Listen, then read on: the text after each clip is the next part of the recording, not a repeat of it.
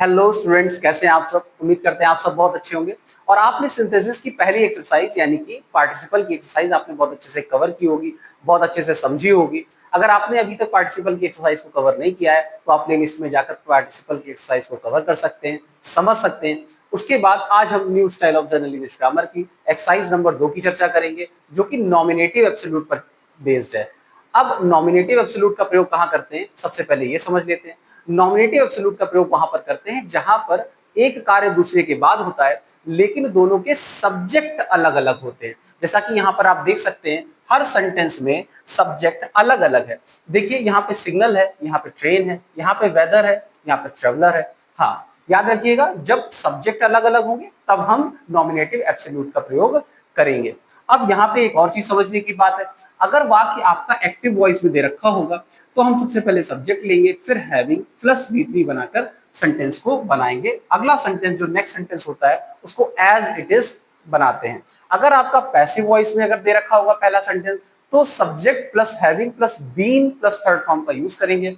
लेकिन अगर active passive की जगह कोई कॉम्प्लीमेंट वाला सेंटेंस होगा, यानी कि सब्जेक्ट प्लस लिंकिंग वर्ब के साथ कोई कॉम्प्लीमेंट दिया होगा, तो हम इज, एम आर और वॉज वर्ब को बीइंग में चेंज कर देंगे। बस इतना सा याद रखिएगा, बहुत इजीली एक्सरसाइज बन जाएगी। चलिए वन बाय वन चर्चा करते हैं।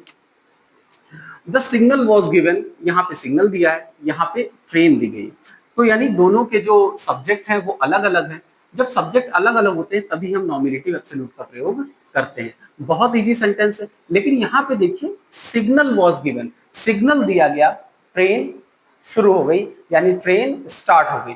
यहाँ पर देखिए सिग्नल दिया गया यानी सिग्नल किसी व्यक्ति के द्वारा दिया गया होगा, तो यहाँ पर पैसिव सेंटेंस दिया गया है। और जब पैसिव सेंटेंस दिया जाता है तो हम सबसे पहले सब्जेक्ट लिखते हैं, द सिग्नल, वॉज को हम चेंज करेंगे हैविंग बीन में,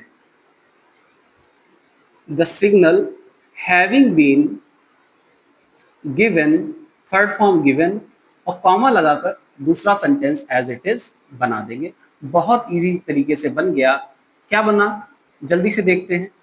the signal having been given, the train started. Having been का प्रयोग क्यों किया गया, यहाँ पे देखिए पैसिव वॉइस थी। कैसे पैसिव वॉइस थी, सिग्नल दिया गया, सिग्नल किसी व्यक्ति के द्वारा दिया जाता है ना कि खुद। तो जब ऑब्जेक्ट पहले होता है तो समझ जाइए वो वाक्य आपका पैसिव है, और पैसिव के लिए हम हैविंग बीन का यूज करते हैं। अगला देखिए, the weather being fine, weather बहुत अच्छा था। The traveller left the hotel, traveller ने क्या किया, होटल छोड़ दिया। यहां पर देखिए subject plus linking verb plus complement है, यहाँ पे कोई कार्य नहीं हुआ है। जब कोई कार्य नहीं होता है तो हम इज, एम आर या वॉज वर्ब को बीइंग में चेंज कर देते हैं, सब्जेक्ट को एज इट इज लिख लेते हैं। The weather being fine, comma, the traveler left the hotel. Clear, हाँ बहुत इजी सेंटेंस था।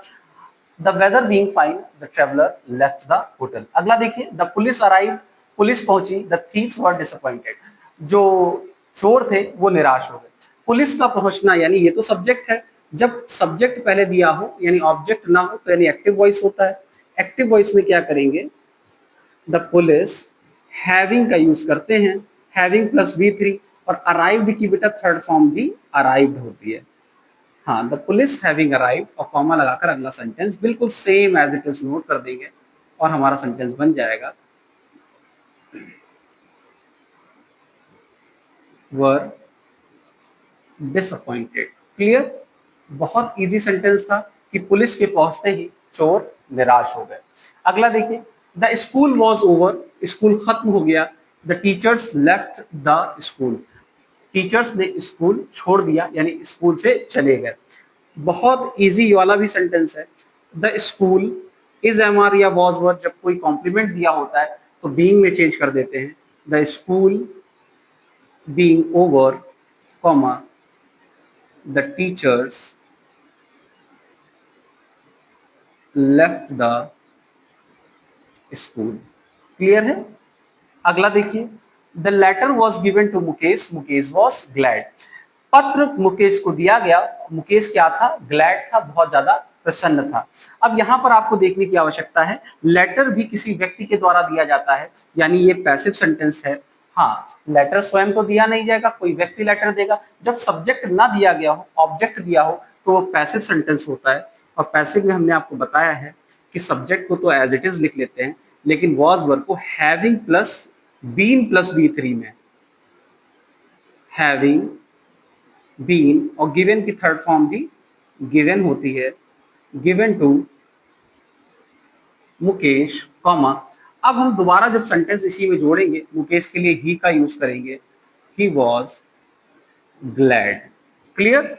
The letter having been given to Mukesh, he was glad. अगला देखिए, the rain was plentiful this year, wheat is cheap. बरसात भरपूर मात्रा में इस साल हुई, इसीलिए जो गेहूं है वो बहुत सस्ता है। देखिए यहां पे भी क्या है, कॉम्प्लीमेंट दिया हुआ है। जब कॉम्प्लीमेंट दिया होता है तो हम उसको बीइंग में चेंज कर देते हैं, इस एम आर वॉज वर्ब को। The rain being plentiful this year, comma, wheat is cheap. Clear है? अगला सेंटेंस देखिए, it was November, I went to meet my friend. ये नवंबर का महीना था, मैं अपने फ्रेंड से मिलने गया। देखिए इसमें भी कोई कार्य नहीं हो रहा है, यानी subject plus linking verb plus complement दिया हुआ है। जब इस तरीके का कोई वाक्य होता है तो हम इज एम आर या वॉज वर्ब को बीइंग में चेंज कर देते हैं। It being November, comma, I went to meet my friend. Clear? हाँ, बहुत इजी सेंटेंस थे। एक बार इसका स्क्रीनशॉट ले लीजिए, फिर उसके बाद आगे बढ़ते हैं। चलिए अब नेक्स्ट सेंटेंस को देख लेते हैं, जल्दी से देखते हैं। The monsoon failed, monsoon fail हो गया, द रिवर्स वर ड्राई, जो नदियां थी वो सूख गई।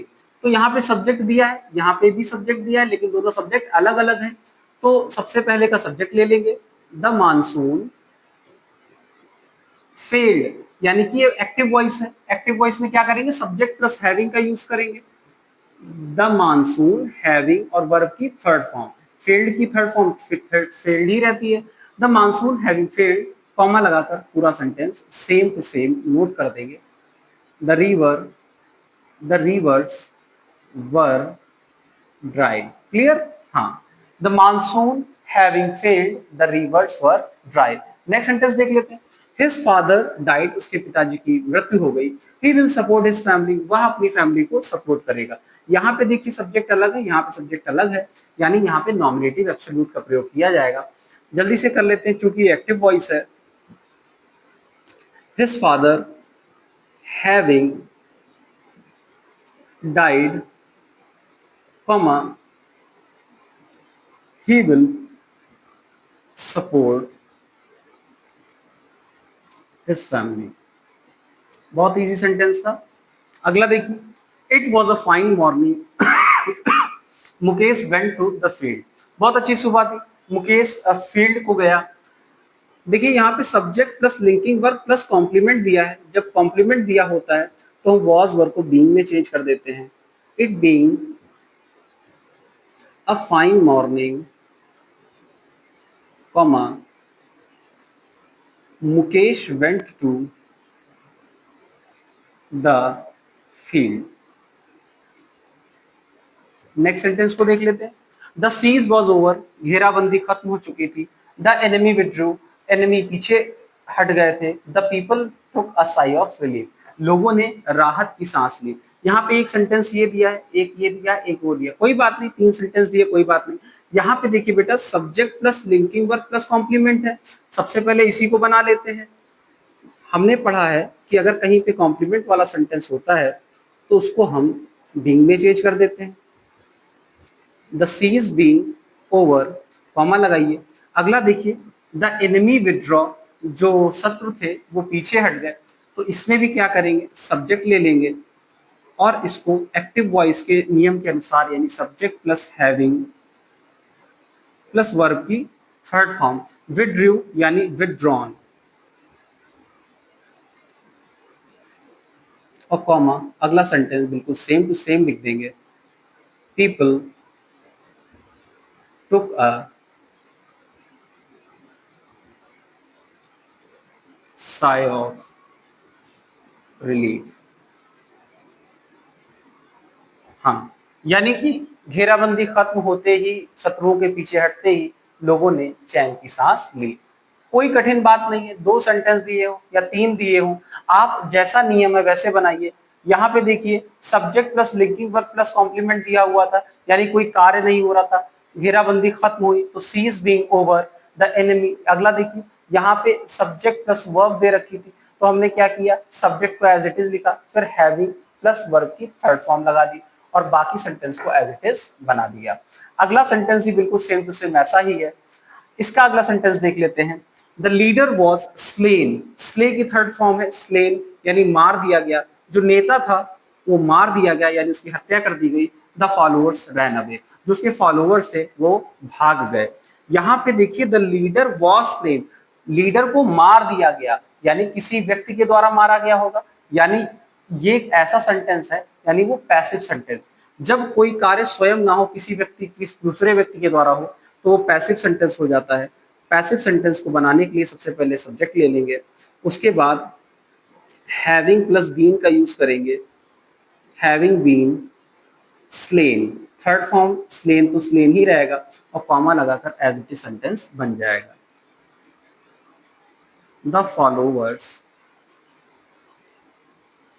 ran away। क्लियर है, the leader having been slain, the followers ran away. आप इस बात में कंफ्यूज मत होइएगा कि कहीं पे हम वॉज को हैविंग बीन कर दे रहे हैं, कहीं पे बीन कर दे रहे हैं।